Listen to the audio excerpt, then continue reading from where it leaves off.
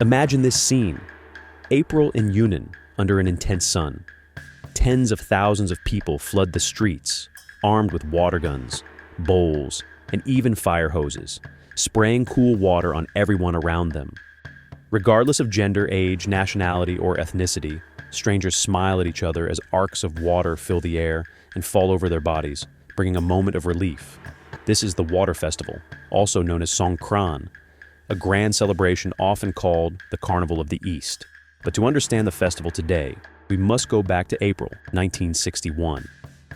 At the time, the border issue between China and Burma required an urgent solution. In this context, Premier Zhou Enlai arrived in Xishuangbanna in Yunnan, near the border between the two countries.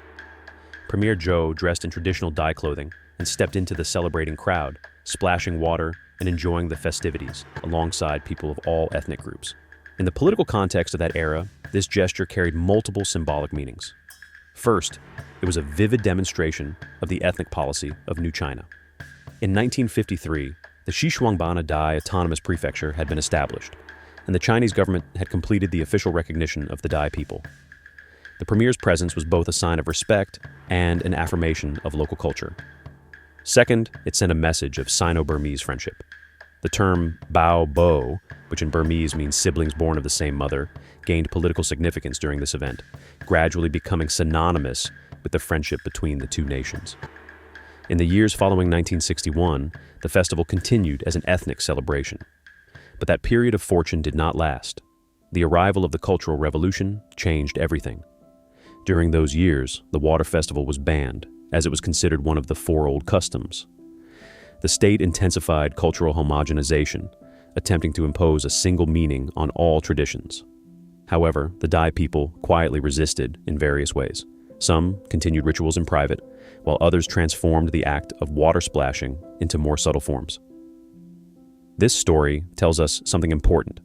The vitality of tradition is far stronger than we imagine. After the reform and opening period, the Water Festival experienced a true revival. In the 1980s, celebrations resumed in various locations. But this revival was fundamentally different from the past. Originally, the festival was a religious celebration, spontaneously organized by villages and centered around temples. It included Buddhist activities such as bathing the Buddha, building sand stupas, and making offerings. Villagers spent days preparing, cleaning, cooking, and inviting relatives from other villages, immersing the entire community in a festive atmosphere. The revived festival, however, gradually became integrated into the official holiday calendar of local governments. Water plazas replaced villages and temples as the main venues. Commercial operations began to play a role, and tourists became new participants. This transformation reflects the broader shift of China from a planned economy to a market economy. Local governments began to realize that the Water Festival was not only a cultural symbol, but also a valuable tourism resource. For most people, the Water Festival is pure carnival. But behind the celebration, there is a group of people who never truly rest. They are the police, firefighters, and sanitation workers. In recent years, as the festival has grown in scale, safety has become the top priority. For example, during the 2025 festival in Xishuangbanna, local police and firefighters were deployed almost in full force. Interestingly, these guardians do not always stay outside the circle. In events held in places like Guiyang, police and firefighters not only maintain order, but also actively participate.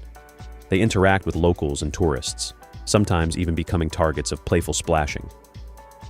This scene of authorities and citizens celebrating together reflects the unique charm of the festival. In this moment, social roles temporarily dissolve, leaving only the purest form of blessing and goodwill between people. In recent years, the Water Festival has completely broken out of its traditional boundaries. Through video platforms, its images have attracted national and global attention.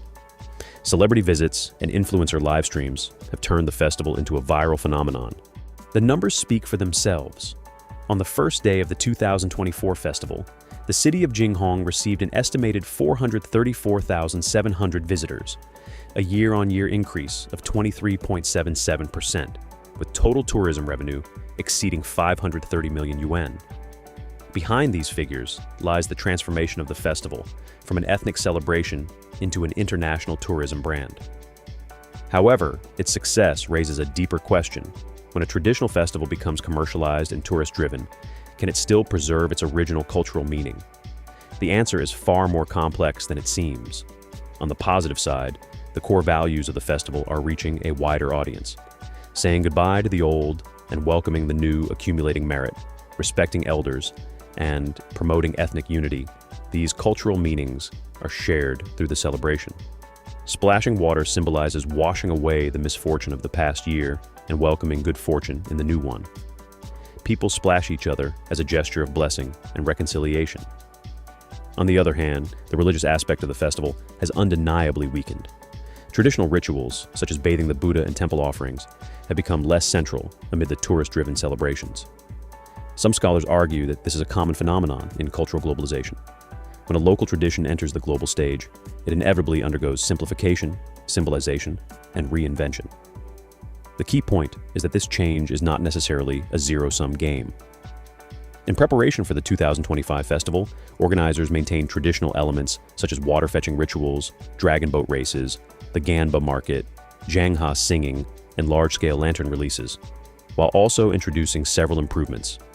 For example, the Grand Folk Culture Parade added warm-up performances, featuring 8 performance zones, 44 teams, and over 3,000 participants, bringing to life the idea of shared celebration between hosts and guests. A music festival, blending traditional Zhangha singing with electronic music, has also introduced a younger modern face to the ancient tradition. This idea of preserving tradition while innovating may be the best path forward for traditional festivals in modern society. The story of the Water Festival is a story of change and continuity. What changes is the form, from villages and temples to water plazas, from religious rituals to electronic celebrations, from local entertainment to an international carnival. What remains unchanged is the core, the blessings carried by water, the warmth of people lowering their guard, and the shared hope for a better year ahead. In 1961, Premier Joe stepped into the splashing crowd, allowing the entire nation to witness this celebration. Today, millions of tourists from around the world travel to Xishuangbanna, allowing the entire world to see it. But no matter who comes or how the form evolves, the most moving moment of the festival remains the simplest one: a bowl of water thrown at a stranger who first reacts with surprise and then responds with a radiant smile. In that moment, all differences are washed away, leaving only the most genuine connection between human beings. And perhaps that is the timeless charm of the Water Festival, a charm that transcends time, space, and borders.